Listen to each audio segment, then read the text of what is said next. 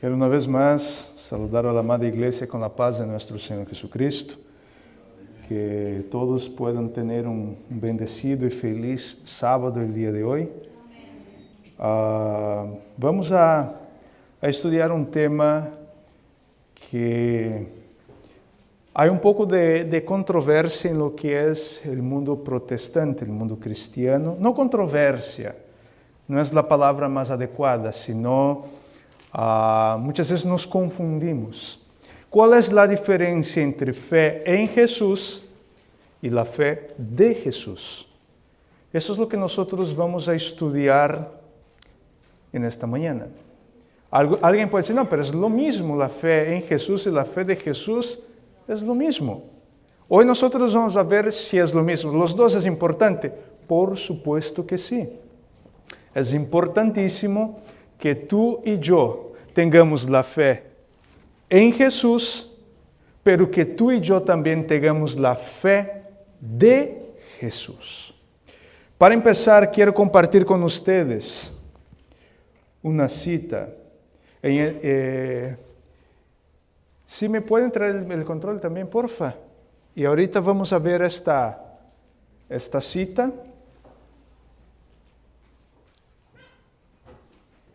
Y esta cita entonces aquí nos trae algo bien importante en cuanto a lo que el Señor espera de su pueblo y lo que es que tú y yo necesitamos estar haciendo, lo que necesitamos hacer en cuanto a este principio.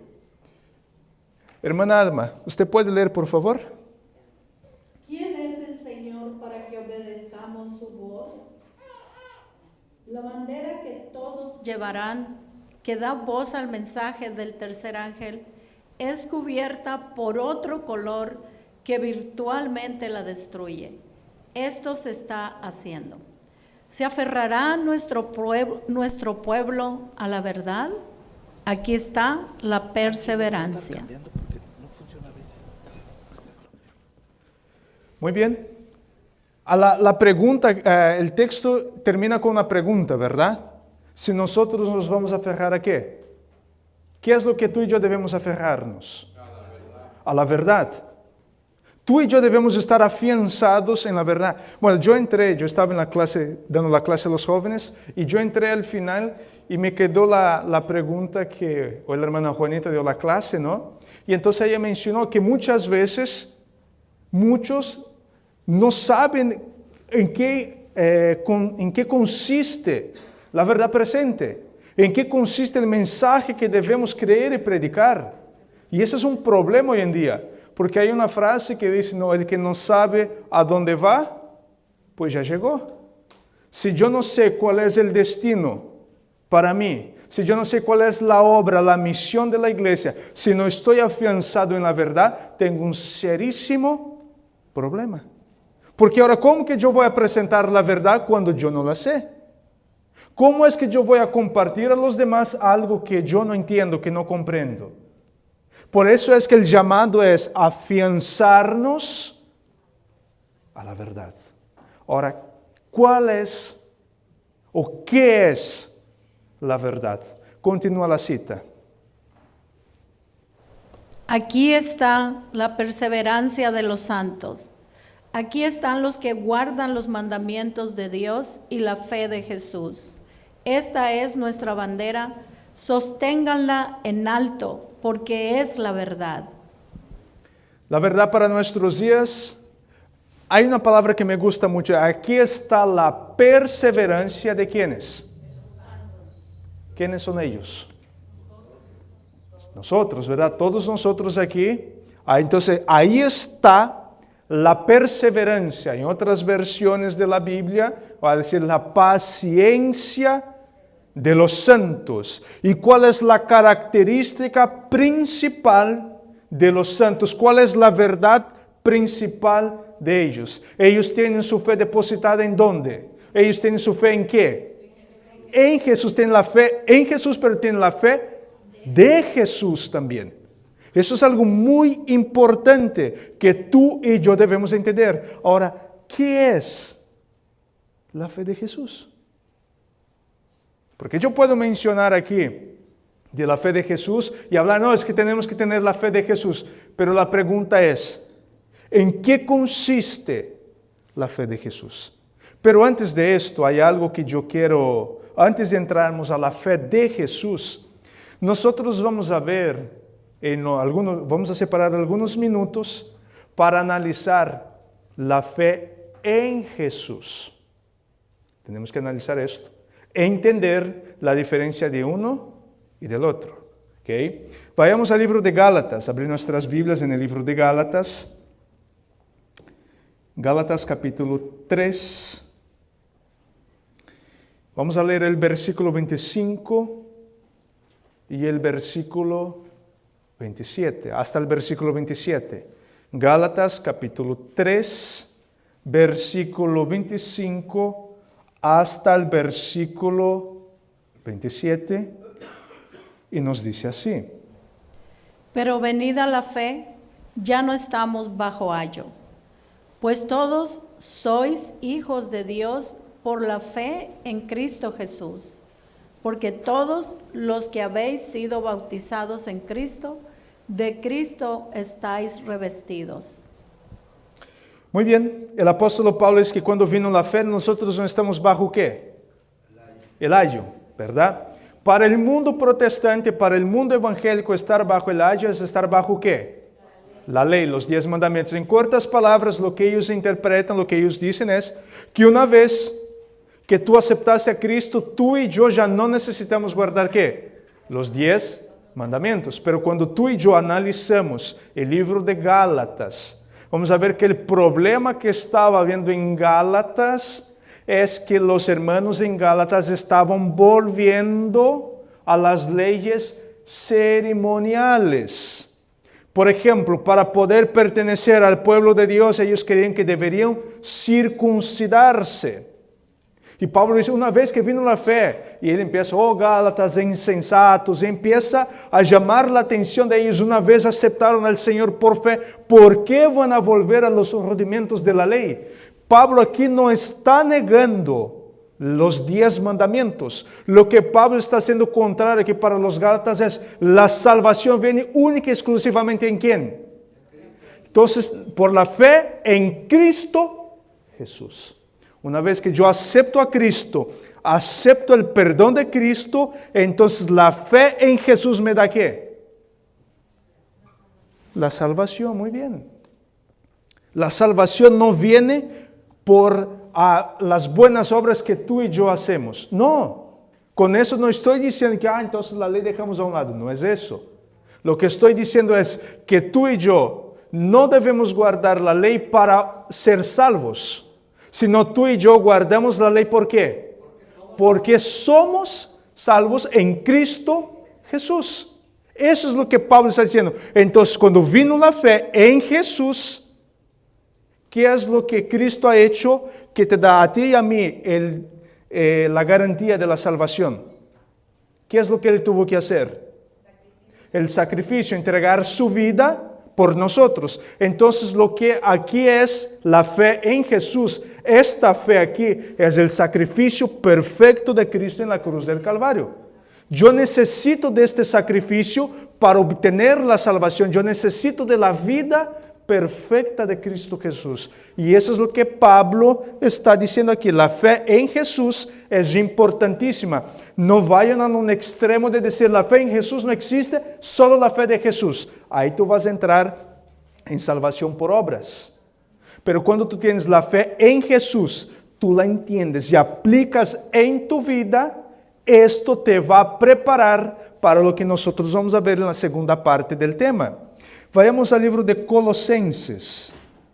Libro de Colosenses, capítulo 1, versículo 3 y el versículo 4. Colosenses, capítulo 1, versículo 3 al versículo 4 nos dice así. Siempre orando por vosotros, damos gracias a Dios, Padre de nuestro Señor Jesucristo, habiendo oído de vuestra fe en Cristo Jesús, y del amor que tenéis a todos los santos. ¿Cuál era lo que Pablo se regocijaba cuando él miró que la iglesia allá, los hermanos, la iglesia de Colosenses, Pablo se regocijó, se animó cuando él escuchó que ellos habían aceptado al Señor. ¿Por qué? Por la fe.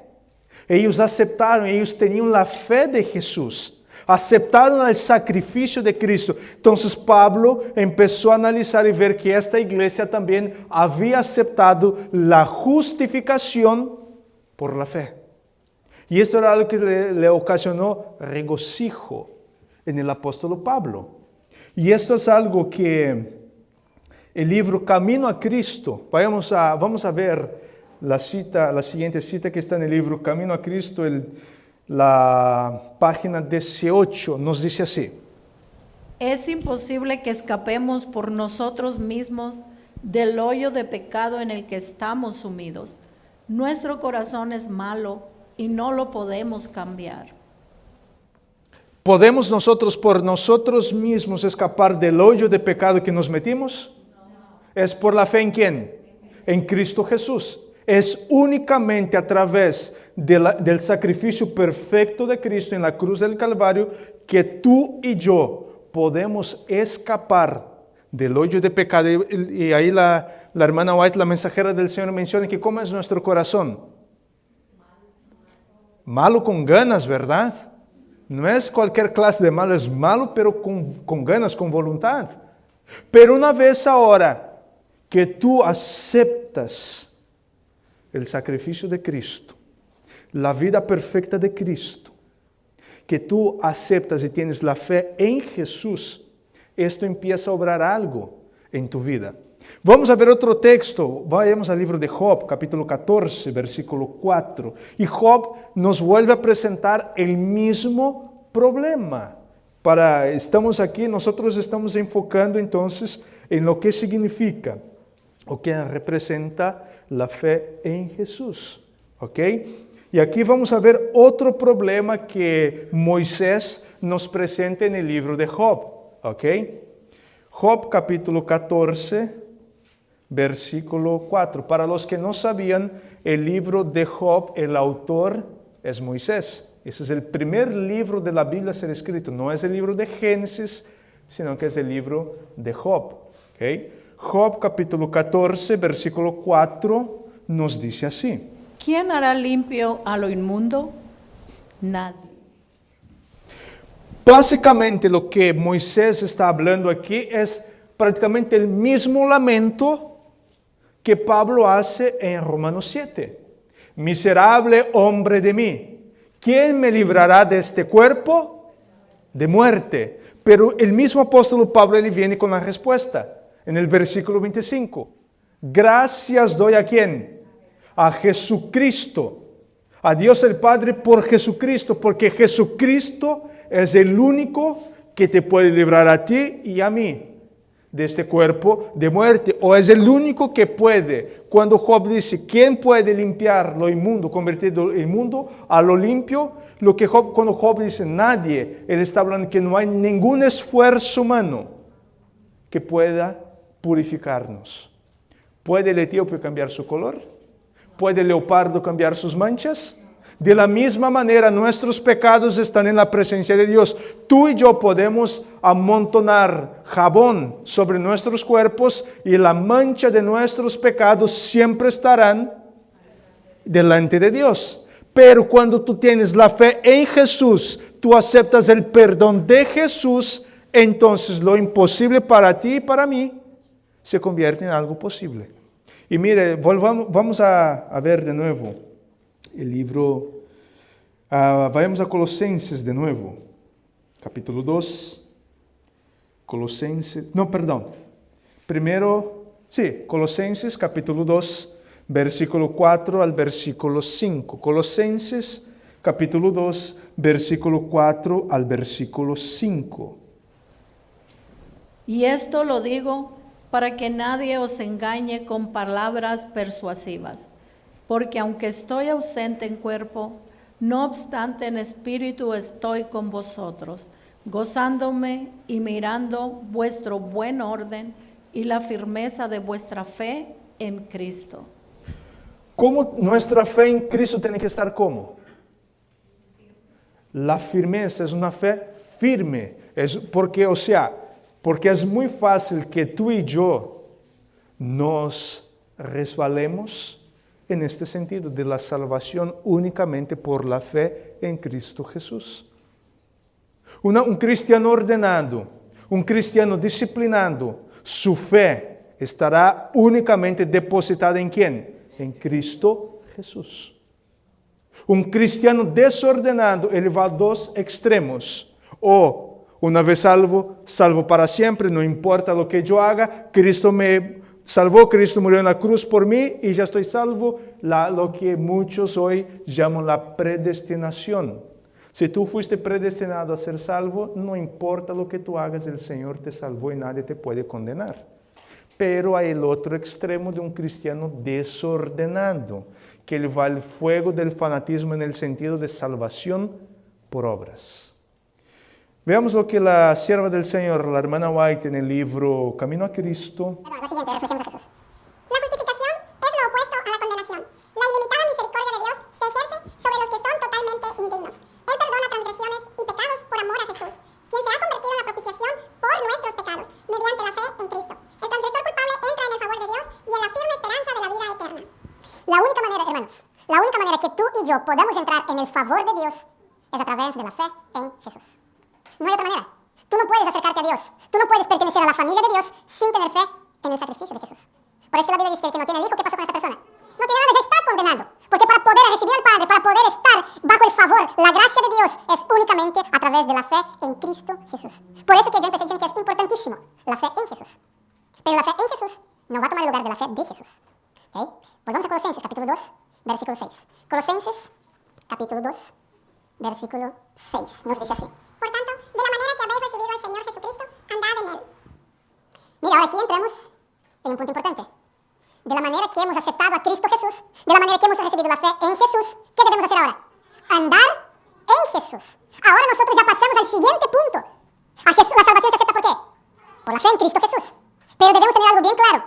Una vez que yo acepto la fe, la salvación, perdón, por fe, acepto la salvación en Cristo Jesús, eso tiene que generar un cambio en mi vida, una transformación. Ya no puedo ser como yo era antes. Mi vida tiene que ser distinta. Y ahora sí, nosotros una vez que acepto a Cristo, el siguiente paso es lo que nosotros encontramos en Apocalipsis capítulo 14 y el versículo 12. Apocalipsis, vamos a abrir nuestras Biblias, es un texto muy conocido por todos, pero de todos modos vamos a leer Apocalipsis capítulo 14 y vamos a leer el versículo 12. Aquí está la paciencia de los santos. Aquí están los que guardan los mandamientos de Dios y la fe de Jesús. Entonces, aquí está la paciencia o la perseverancia de los santos. ¿Qué es lo que hacen los santos? Guardan los mandamientos de Dios y ¿qué más? Y la fe de Jesús. Ahora nosotros ya pasamos para no la fe en Jesús, sino la fe de Jesús. Y ahora nosotros vamos a analizar qué es la fe de Jesús. Nosotros entendemos, acabamos de ver, que la fe en Jesús, lo que nosotros vemos que es la justificación por la fe. Porque tú y yo no nos podemos salvar, tú y yo no podemos salir del hoyo de pecado en que nos encontramos. La única forma de salir del hoyo de pecado es a través de Cristo Jesús. Pero una vez que yo acepto a Cristo por fe, ¿yo puedo seguir viviendo como antes? No. Entonces yo no acepté. Yo no puedo seguir siendo el mismo hombre, la misma mujer que yo era antes de bautizarme.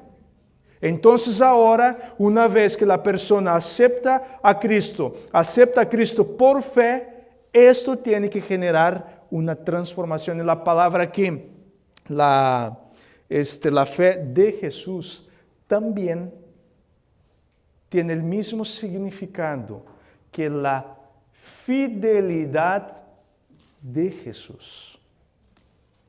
Miren qué interesante es esto. Fe y fidelidad es una y la misma cosa. Entonces tú y yo ahora vamos a quedar con esta palabra, la fidelidad. Y en cuanto tú y yo debemos ser fieles.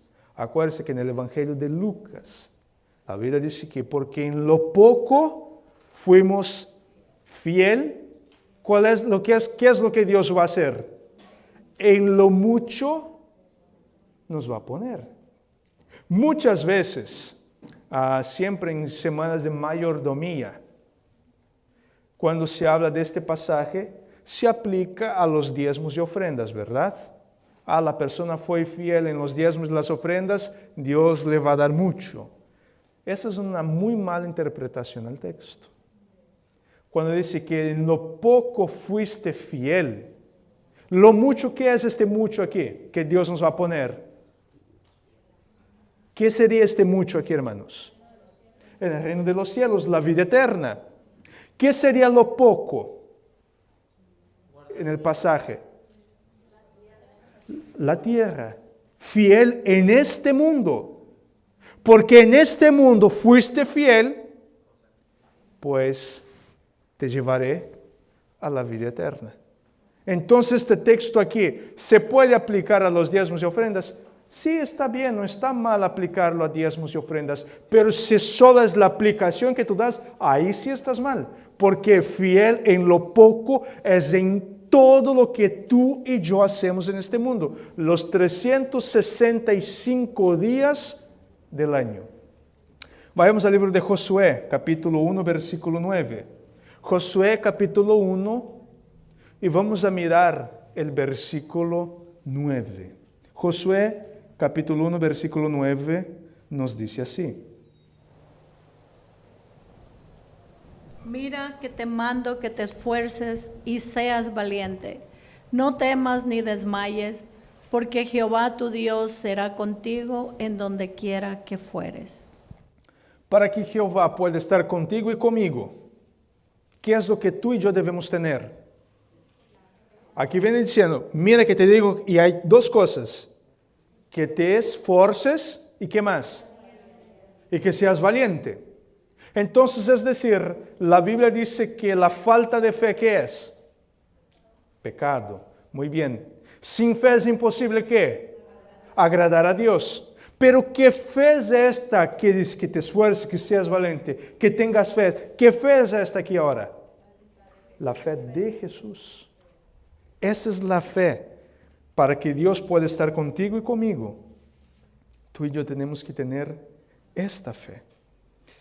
Y ahora, vayamos al libro de Romanos. Romanos capítulo 12, versículo 2.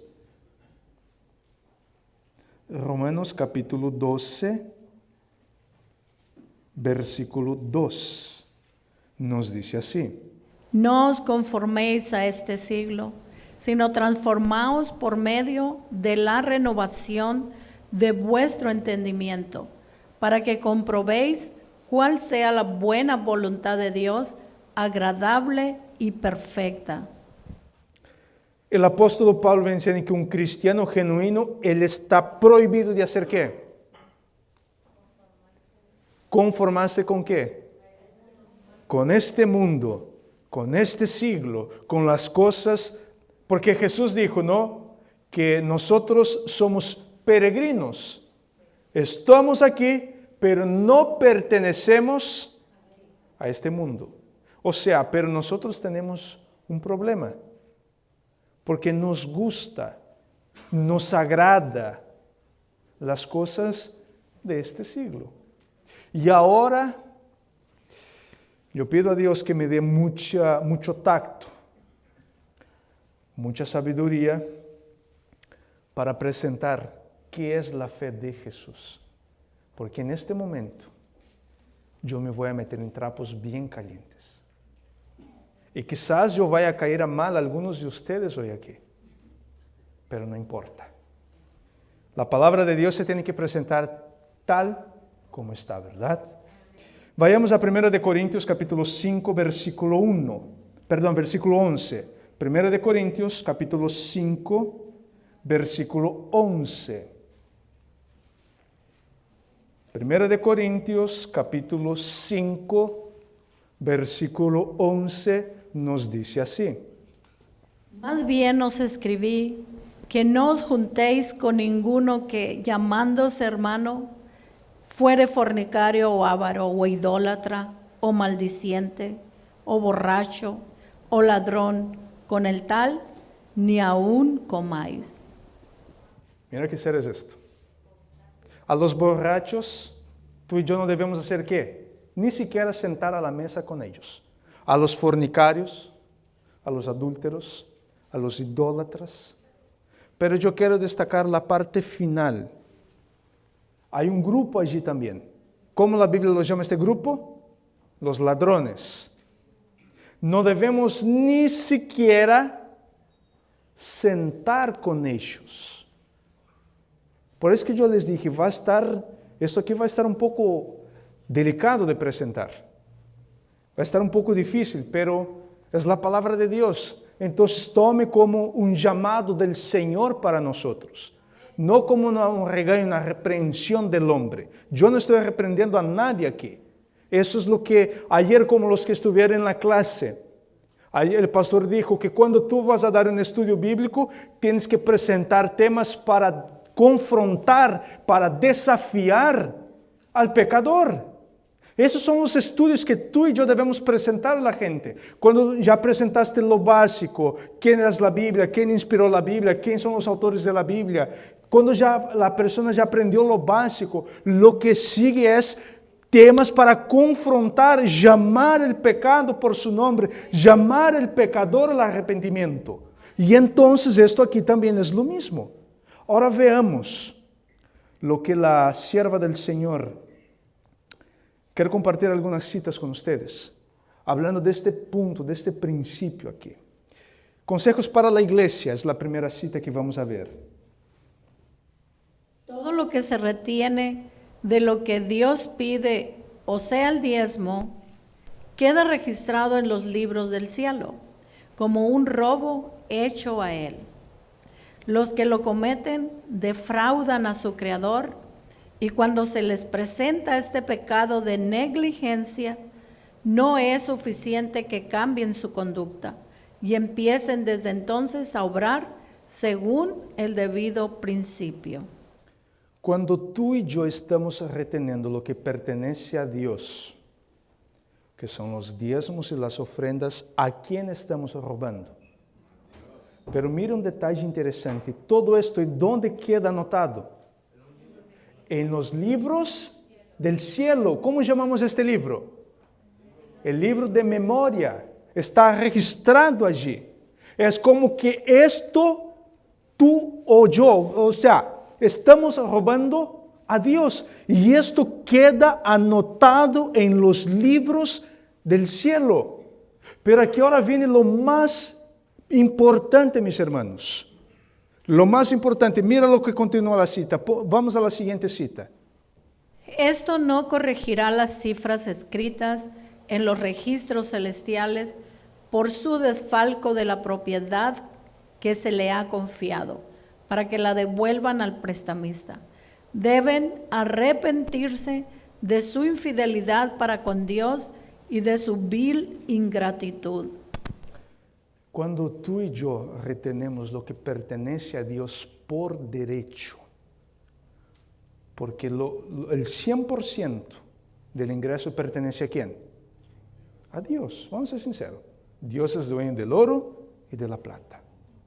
Pero Dios te pide, ¿sabes qué? Quédate con 90%, dame el 10% de los diezmos y una porción en ofrendas. Aquí lo que la hermana White está mencionando es que mucha gente retiene lo que pertenece a Dios, que son los diezmos y las ofrendas, y después piensan que venir, Señor, perdóname porque yo por muchos meses o semanas no he regresado lo que a ti te corresponde. Señor, perdone, de aquí en adelante borrón y cuenta nueva. ¿Funciona así? No funciona así. La hermana White, yo no tengo esta cita aquí, pero los que quieran, con mucho gusto yo los puedo hacer llegar a ustedes. La hermana White viene diciendo que si tú tienes la luz del diezmo y de las ofrendas, y tú no has regresado lo que corresponde a Dios, de nada te sirve venir a la presencia de Dios. Señor, perdona porque durante algún tiempo yo he retenido lo que pertenece a ti, pero de aquí en adelante ahora es vida nueva. No, es que tú y yo, para que esto sea borrado de los libros, del libro del cielo, tú y yo debemos regresar todo lo que le hemos robado a Dios. Y uno puede decir, pero eso no es bíblico esto. ¿Cuántos se acuerdan del pacto que Jacob hizo con Dios? ¿Se acuerdan que él dijo que iba a dar los diezmos de todo lo que Dios le diera? Él entregó. Al principio él entregó. No lo entregó. Él no entregó a Dios. Pero después, ¿qué hizo él? Reconoció y regresó a Dios. Toda la promesa que le había dicho, él regresó a Dios. Entonces, mis queridos hermanos, para que este pecado sea borrado del libro de memorias, tú y yo, si hemos retenido lo que pertenece a Dios por derecho, tú y yo debemos regresar. Esto es algo, Dios te llama a desafiarlo. Dios te está llamando. Si Él no va a abrir las ventanas del cielo y derramará bendiciones hasta que sobreabunde. Eso es lo primero. Dios te quiere derramar bendiciones, pero Dios no me puede derramar bendiciones si yo estoy fallando con lo que a mí me corresponde.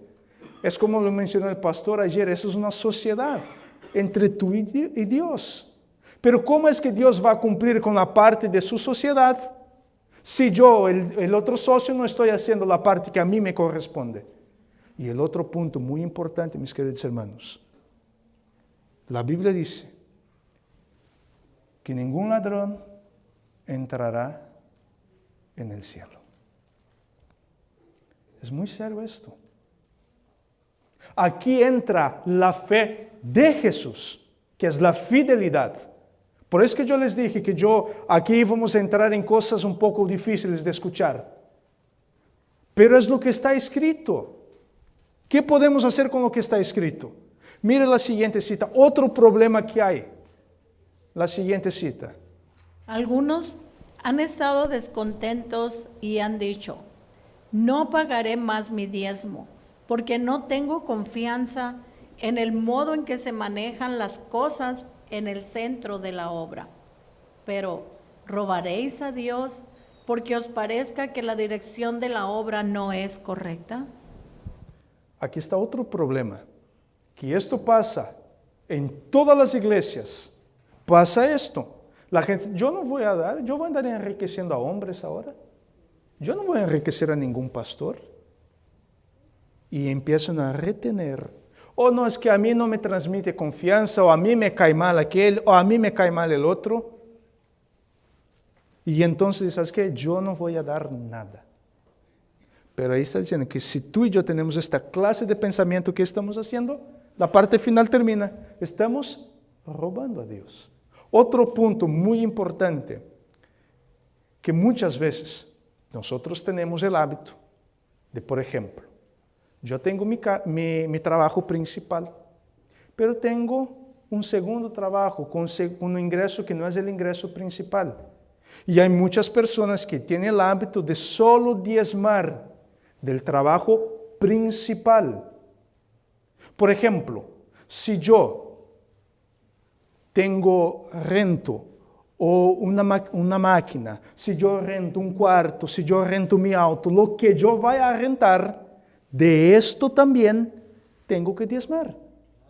Porque pertenece a Dios también. Si yo no lo hago, estoy robando a Dios.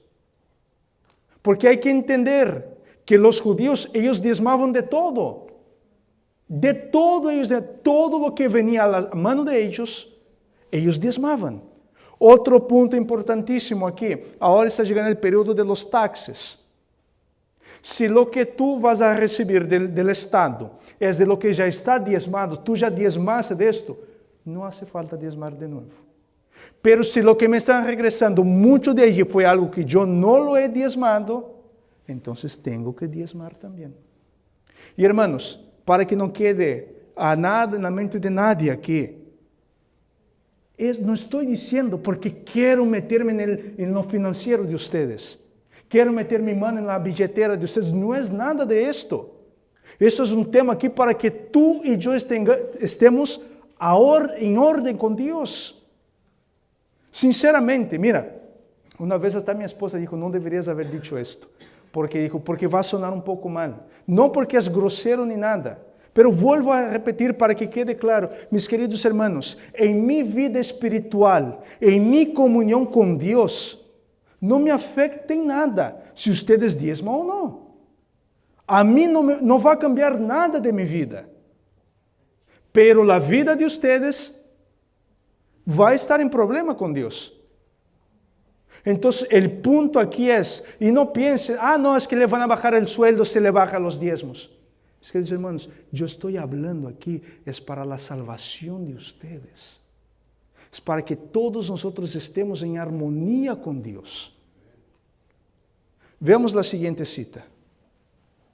¿Sí? Ok.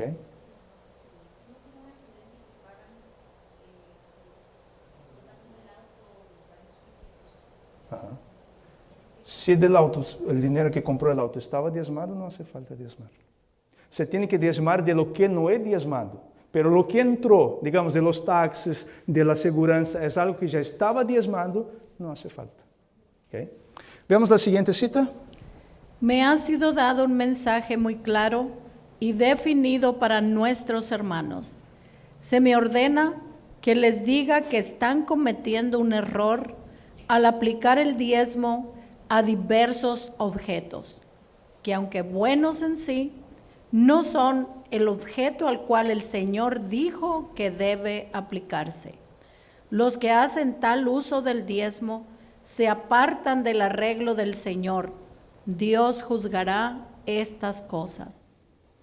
Aquí hay otra cosa que muchas veces pasa, que nosotros nos atrevemos a pensar que nosotros mismos podemos administrar el diezmo a nuestro bel placer. Y hay personas que dicen, no, con mis diezmos yo no lo voy a dar a la iglesia, pero voy a comprar literaturas para hacer la obra misionera. Aquí no soy yo, es lo que está escrito. No es, el diezmo no fue para esto. Para esto el Señor estableció el sistema de ofrendas. Yo pensar, no, vamos a pagar los biles de la iglesia con los diezmos y lo que sobra entonces, el diezmo no fue para pagar los biles de la iglesia. No fue para comprar comida para los necesitados. No es para comprar literatura para hacer la obra misionera. Esto no es el propósito por el cual el Señor ha establecido el sistema de diezmos y ofrendas. Perdón, de diezmos. Para esto están las ofrendas. Entonces es un error nuestro también pensar que yo puedo administrar los diezmos a mi antojo. Eso no está bien. Eso no es el propósito que Dios estableció para los diezmos. Entonces, si tú y yo tenemos la fe de Jesús, tú y yo vamos a hacer lo que dice la palabra de Dios y vamos a mostrar nuestra fidelidad. Pero bueno, voy a dejar aquí el tema de los diezmos y las ofrendas porque me queda poco tiempo y hay otros puntos que yo quiero tratar con ustedes en esta mañana. Vamos a ver otro principio que ahí tiene que mostrar nuestra fidelidad 100% a Dios, que debemos tener la fe de Jesús en este punto también. Vayamos a 1 Corintios capítulo 10. 1 Corintios capítulo 10, versículo 31. 1 Corintios capítulo 10, versículo 31. Aquí vamos a ver también otro principio importantísimo para nuestra vida. 1 Corintios capítulo 10, versículo 31 nos dice así. Si pues coméis o bebéis o hacéis otra cosa, hacedlo todo para la gloria de Dios. Ahora sí, esto también es algo muy difícil de presentarlo. Porque ¿con qué me voy a meter ahora? Con la comida. ¿Y nos gusta que nos toquen la comida? Claro que no. Hay tres temas que es bien difícil de tratar. Diezmos y ofrendas, comida y vestimenta. Por eso que yo les dije que me iba a meter en trapos calientes. Porque ya hablamos de los diezmos, vamos a hablar de la comida y ¿qué sigue después? Veamos lo que dice la hermana White en cuanto al tema de la alimentación. Si queremos discernir las obligaciones de la ley de Dios proclamada en el Sinaí, debemos trabajar en armonía con las leyes naturales.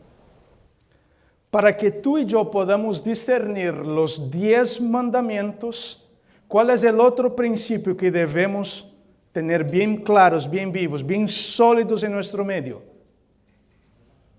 A ver si pueden poner la cita. Yo creo que a lo mejor hubo un problemita ya, pero ahorita va a estar la cita. Pero ¿cuál es el otro punto que debe estar bien firme para nosotros? ¿Las leyes de qué? ¿Cómo nosotros llamamos este tema? Del cuerpo del mensaje, ¿cuál parte, qué miembro ocupa este mensaje? El brazo derecho del mensaje del tercer ángel. La reforma pro salud. Es imposible, y no soy yo quien lo dice, sino la pluma inspirada, la hermana White menciona claramente, es imposible poder discernir todos los principios de la ley de Dios si tú y yo no estamos guardando las leyes de salud. No se puede. Porque, ¿dónde es que Dios se comunica con el ser humano? ¿Dónde Dios se quiere comunicar? Nuestra mente, ¿verdad? Pero, ¿qué necesitamos tener aquí? Discernimiento. Pero, ahora imagínense, si todo lo que yo estoy metiendo aquí adentro es puro comida chatarra. No quiero usar esta palabra, pero gracias. ¿Cómo ustedes creen que la sangre, qué clase de sangre va a llegar aquí? Intoxicada. No es cualquier clase de sangre que va a llegar. ¿Cómo es que yo voy a poder discernir la palabra de Dios, los 10 mandamientos, lo que Dios quiere y espera para mí, si yo estoy intoxicado y embotado? ¿Cómo voy a poder? Pero ahora viene una cita muy fuerte. Vean lo que dice la siguiente cita. Algunos profesos cristianos aceptan ciertas porciones de los testimonios como un mensaje de Dios, pero rechazan aquellas que condenan sus costumbres favoritas. Tales personas trabajan para la mengua de su testimonio y la de la iglesia. Es de todo punto esencial que andemos en la luz mientras la tengamos. Los que, diciendo creer en la reforma pro salud, niegan sus principios en la vida diaria, causan perjuicio a su alma y producen una impresión desfavorable en la mente de los creyentes y de los no creyentes.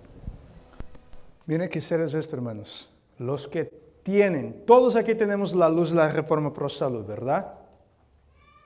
¿Hay alguien aquí que es ignorante cuanto a este tema? Todos nosotros, ¿verdad?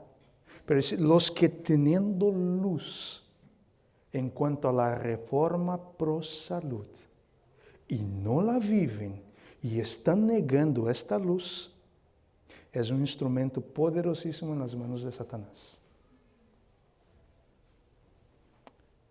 Es difícil escuchar esto, ¿verdad? Pero viene diciendo que hay muchos que escuchan. Pero no creo que sea así. Dios no me va a condenar. Dios no, es que aquí está el punto. Aquí está el punto. Que, no, si yo entonces voy a dejar de comer carne para que Dios me salve. No es para esto. Eso no es este el propósito de la reforma pro salud. La reforma pro salud, el propósito de ella es para que tú y yo tengamos una mente sana, cuerpo sano, mente sana. Dios se puede comunicar mejor con nosotros y podemos entender mejor la palabra de Dios. Ese es el propósito de la reforma pro salud. Pero ahora hay un problema cuando yo empiezo a negar la reforma pro salud y decir, yo jamás voy a dejar esto, yo jamás voy a dejar lo otro. Hay una cita.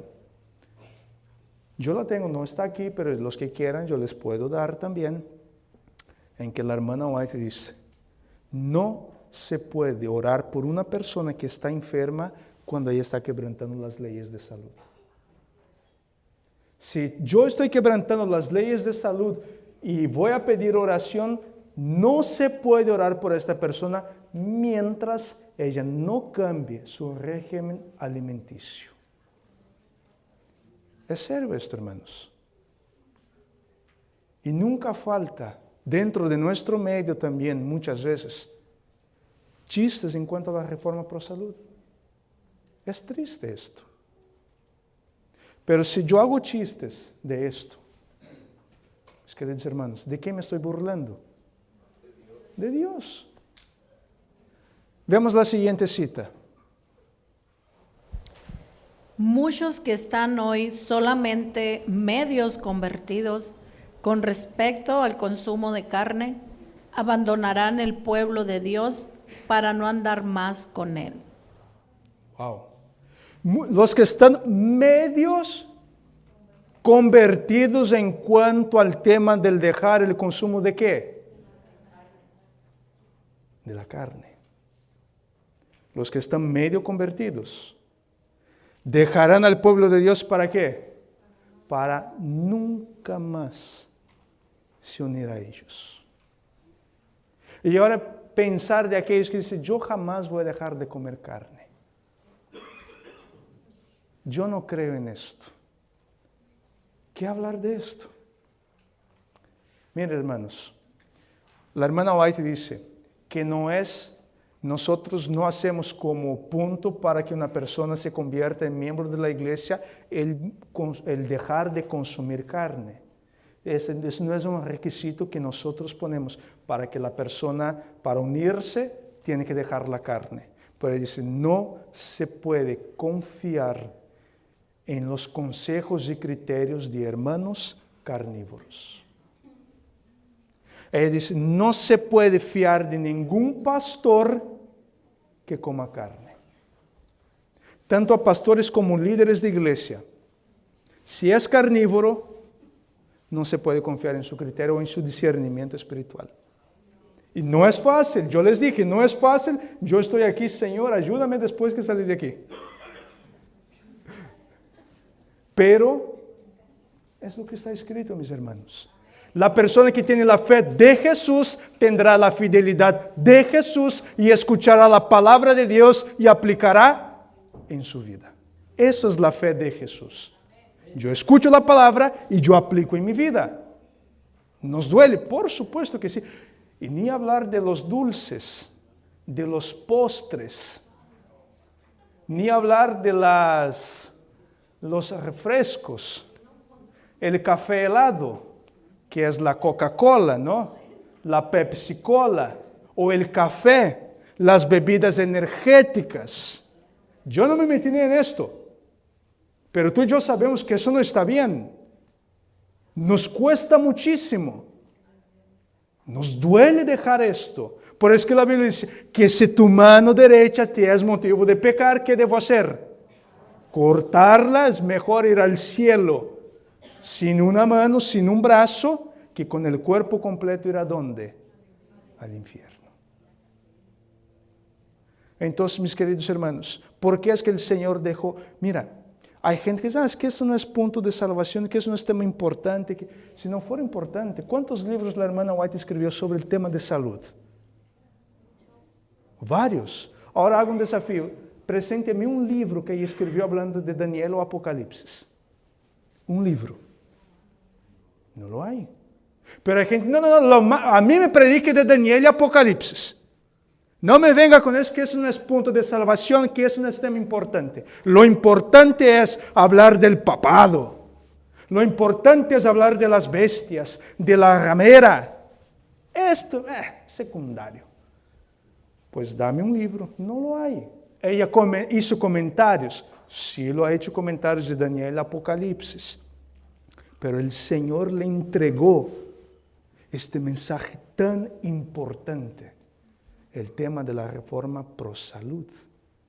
Pero lamentablemente, nosotros, en esta iglesia, no voy a hablar de ninguna otra iglesia, en esta iglesia, nosotros hemos hecho a un lado este tema. Nosotros hemos hecho a un lado el tema del vegetarianismo, el tema de la reforma pro salud. Nos convertimos en sinvergüenzas. Y no quiero ofender a nadie, pero nos hemos hecho, hermanos, sinvergüenzas en cuanto a este tema. Por eso que debemos volver a nuestras orígenes, volver a nuestro primer amor, pedir que el Señor nos dé la fe de Jesús, porque no es fácil. Yo no estoy diciendo que es fácil esto, no estoy diciendo que es fácil aplicar la reforma pro salud, la reforma de alimentación, dejar todas las cosas, las ollas de Egipto. No estoy diciendo que es fácil. Pero mis queridos hermanos, se puede si nos consagramos a Dios y nos entregamos a Él. Vamos a abrir nuestras Biblias en 1 de Pedro, capítulo 3. 1 de Pedro, capítulo 3.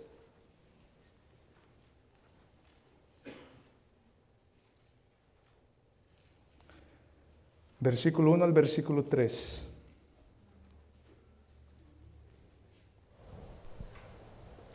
Asimismo, vosotras mujeres, estad sujetas a vuestros maridos, para que también los que no creen a la palabra sean ganados sin palabra por la conducta de sus esposas, considerando vuestra conducta casta y respetuosa.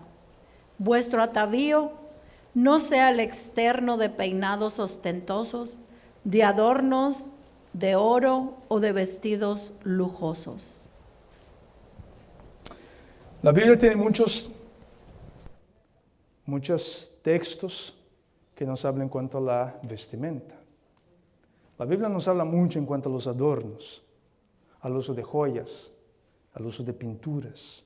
La Biblia es muy clara en esto.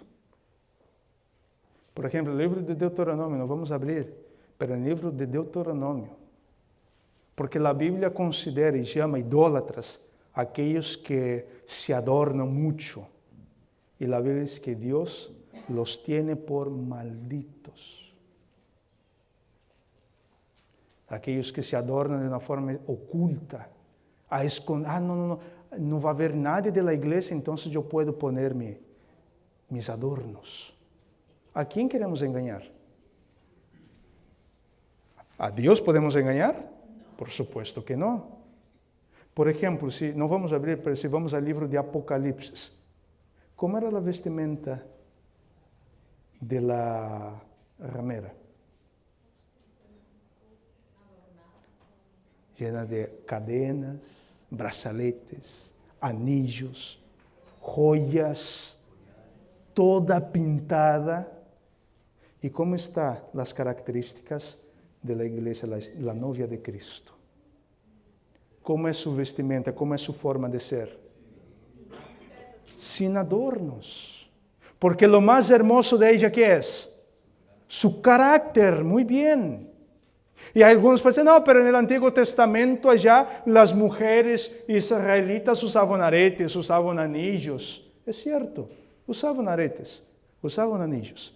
Pero siempre que Dios llamaba a su pueblo a se consagrar, ¿qué era lo primero que Dios mandaba a ellos abandonar? Sus joyas. Ellos usaban eso cuando estaban en apostasía o lejos de Dios. Ahí las mujeres se pintaban y usaban todos los adornos. Pero cuando Dios la llamaba y el pueblo volvía a consagrarse a Dios, Dios dice, y yo les voy a poner joyas. Pero no son estas joyas mundanas, las joyas que Dios va a dar y poner sobre su iglesia. Es un carácter puro, un carácter santo. Pero también ahora voy a entrar con los hombres. Porque siempre la vestimenta, las mujeres empiezan a agarrar cascos y escudos, ¿verdad? Porque ahí vienen las piedras. Pero los hombres también. Mis queridos hermanos, cada vez que el sumo sacerdote iba a entrar en la presencia de Dios, ¿qué era lo que él tenía que cambiar? Los calzoncillos. Hasta los boxers él tenía que cambiar. Porque si él entrase de cualquier manera a la presencia de Dios, ¿qué pasaría con él? se moría. Y lamentablemente, muchas veces nosotros tenemos el concepto que lo santo es el culto divino. El culto divino, yo vengo con mi traje. La sociedad de jóvenes, el culto de viernes, no hay casi nadie. Y ahí yo vengo vestido como yo quiera. Me toca participación, pero yo voy de cualquier manera. La hermana White es bien clara en decir que cuando nosotros vamos vestidos de cualquier manera a la presencia de Dios, pecamos. ¿Acaso el servicio de la tarde o el servicio del viernes es menos santo que el del culto divino? Pero ¿por qué es que muchas veces para el culto divino sí vamos bien trajados? Para la sociedad de jóvenes y para el servicio de viernes, ahí sí, podemos pasar al frente de cualquier manera. Es difícil esto. Y aquí mis respetos a las hermanas. Porque las hermanas, sea viernes, sea sociedad de jóvenes, vienen bien vestidas. Mis respetos. Pero nosotros los varones fallamos mucho en esto. Y los viernes y los sábados por la tarde, ya venimos, ya como que ya cumplí con Dios, ahora el de la tarde no es tan santo como es el de la mañana. Mis queridos hermanos, es santo el viernes en la noche y el sábado en la tarde. El servicio de adoración que ya es sábado, del viernes que ya es sábado, es tan santo como el culto divino. Entonces tú y yo no podemos atrevernos a venir vestido de cualquier manera a la presencia de Dios. No podemos atrevernos a esto. Yo tengo que tener separado. Si sé que me toca participación, tengo que tener separado mi traje para venir a la iglesia, para poder presentarme mejor para Dios. Porque ¿qué opinarían ustedes si yo llamara al pleno de la iglesia y dijera, hermanos, los viernes por la tarde y los sábados por la tarde no vamos más a utilizar el himnario, vamos a cantar cualquier clase de himnos? ¿Qué ustedes me dirían? ¿Por qué? Vamos a cantar coritos. Pues ya, o sea, lo que sea, al fin, pues yo puedo ir vestido de cualquier manera, ¿por qué no puedo cantar cualquier himno entonces?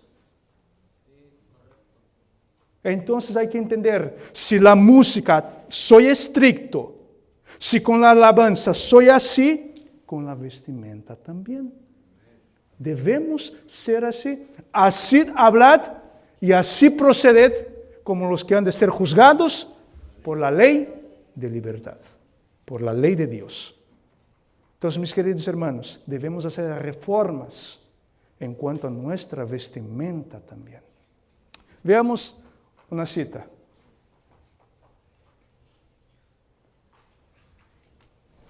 Queridos jóvenes, la inclinación a vestiros de acuerdo con la moda y a usar encajes y oro y postizos para la ostentación no recomendará a otros vuestra religión o la verdad que profesáis. La gente de buen criterio considerará vuestras tentativas de embellecer lo externo como una prueba de una mente débil y un corazón orgulloso.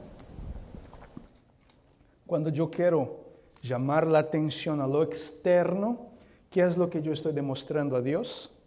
Que mi corazón, ¿qué es? Un corazón mundano. Un corazón mundano.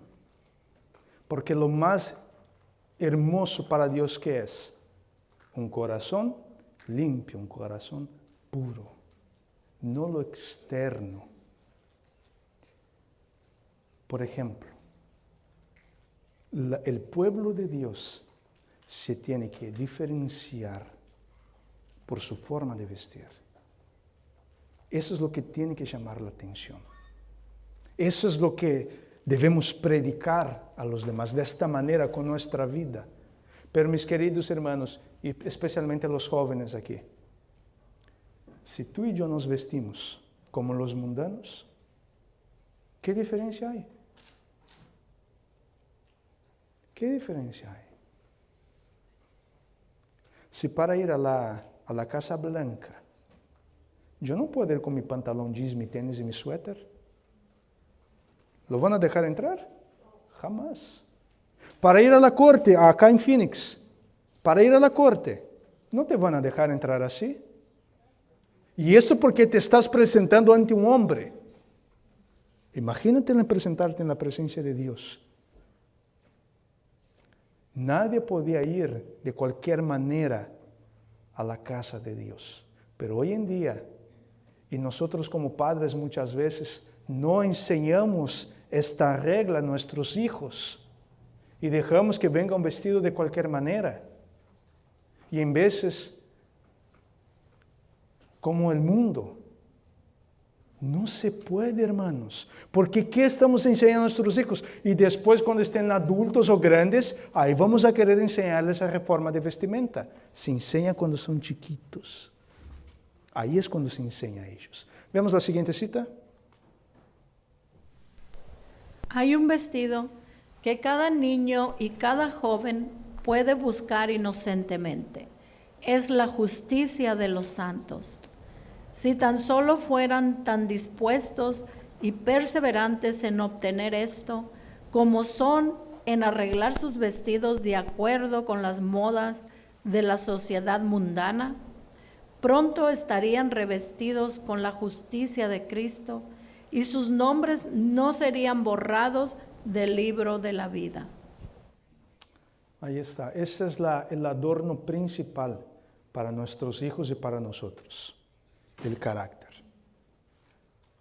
Si tú y yo tenemos la fe de Jesús, tú y yo vamos a hacer reformas en cuanto a la fidelidad hacia Dios en los diezmos y las ofrendas. Vamos a hacer reformas en el tema de la alimentación.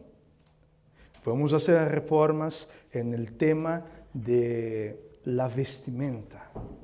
Y necesitamos hacer reformas en otro principio muy importante.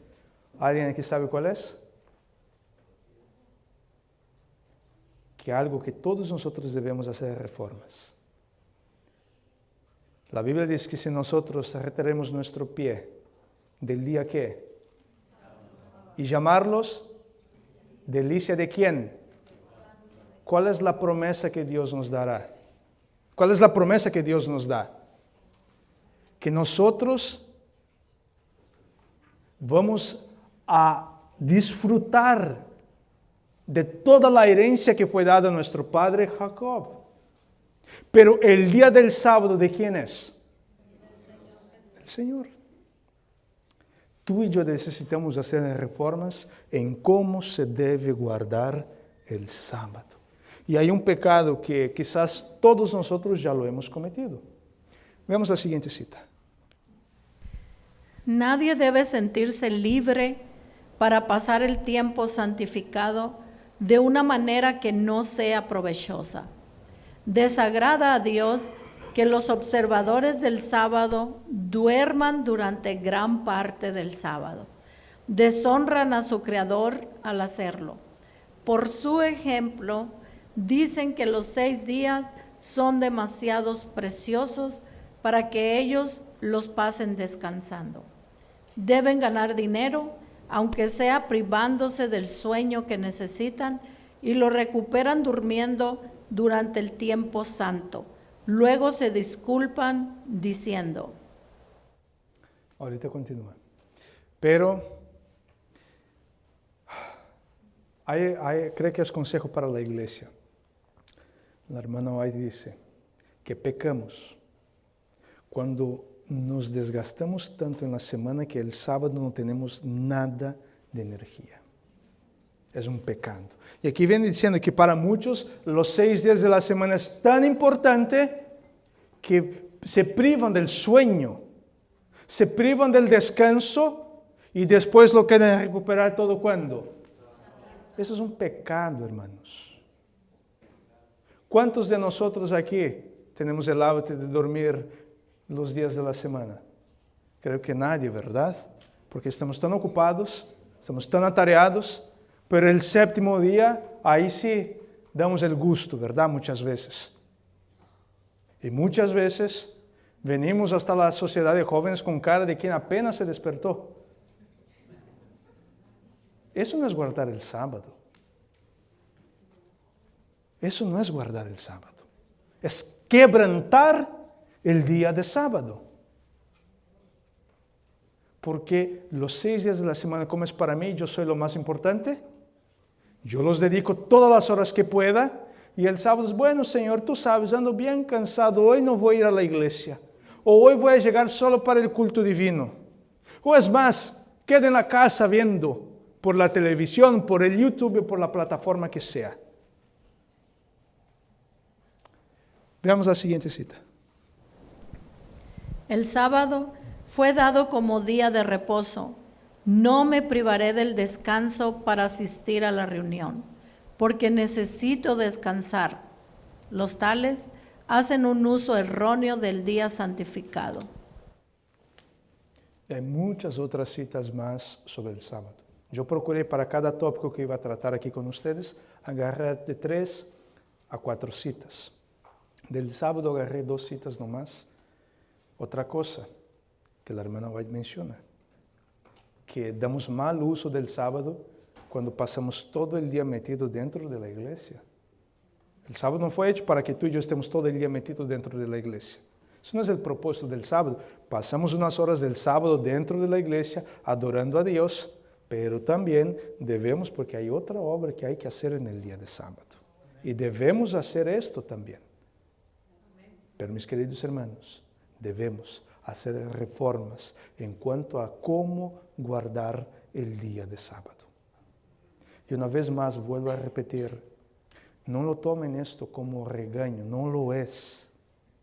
Es un llamado del Señor para nosotros. El Señor sabe de dónde estamos fallando y Él nos está llamando aquí. Entonces, que pidamos al Señor que Él nos dé la fe de Jesús, porque muchas veces cometemos el error de los demás, solo la fe en Jesús y la fe en Jesús y la fe en Jesús, y no queremos lo que es la transformación, porque la fe de Jesús tiene el propósito de una transformación, un cambio del carácter.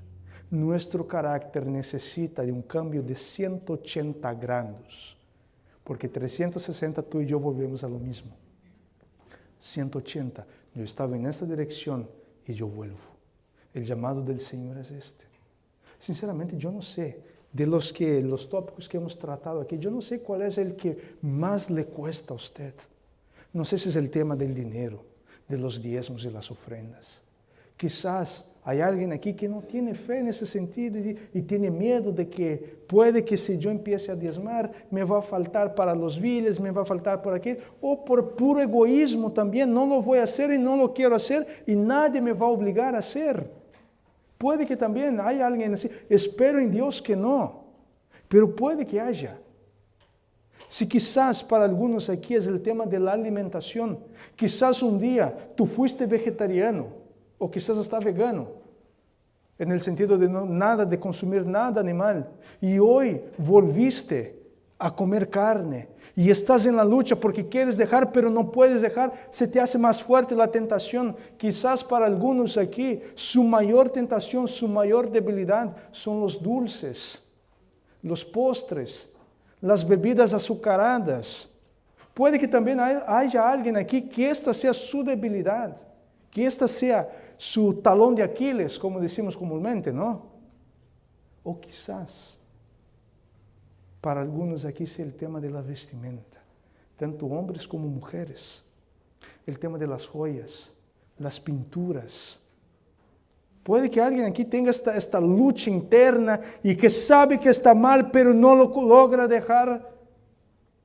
Tú no vas a poder, permítame decir ya desde un principio, tú no lo vas a poder dejar.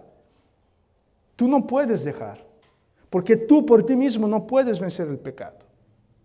Quizás también aquí la lucha tuya sea en cuanto al sábado por la tarde, que te gusta dormir los sábados por la tarde. La cama te llama a gritos para que vayas con ella. Puede que alguien así hoy aquí y que su plan era ir a la casa, comer y acostar y a las 4:30 vuelvo a la iglesia, si es que me despierto. Yo no lo sé.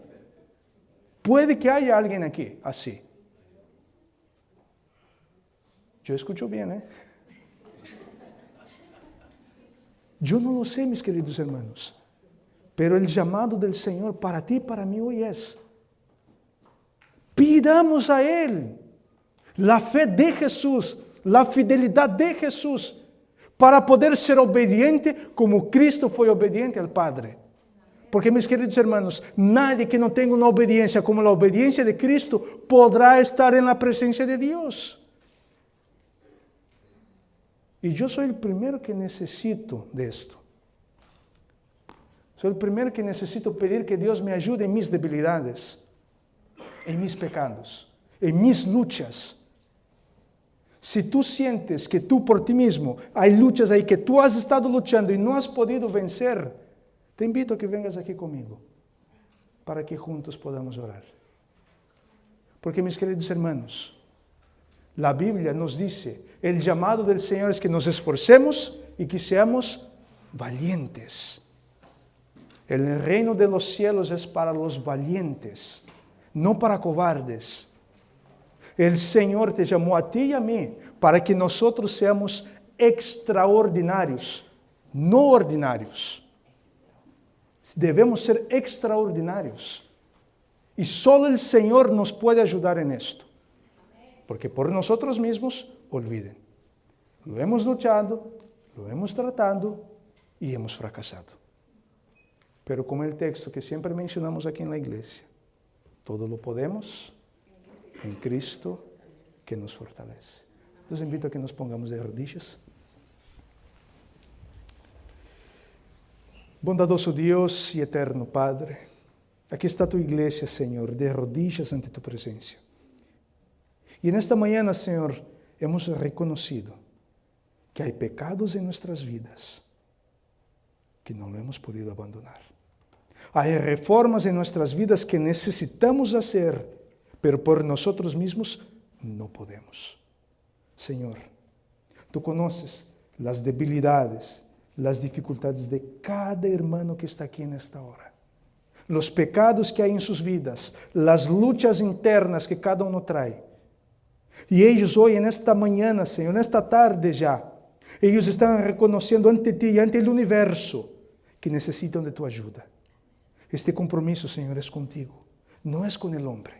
Queremos hacer este compromiso contigo, Señor. Ayúdanos si nuestra debilidad, Señor, es la alimentación y no podemos dejar las cosas que nos están haciendo daño. Ayúdanos a abandonarlas, Señor.